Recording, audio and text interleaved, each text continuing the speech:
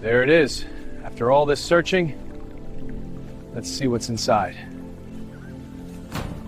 Cockpit must be this way. All right, let's get this old rust bucket cleaned up.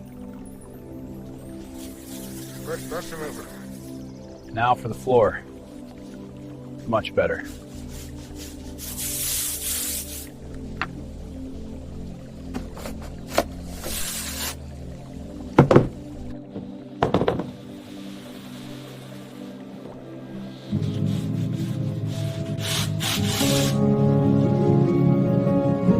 All right, LED strips are up. Now for the TV.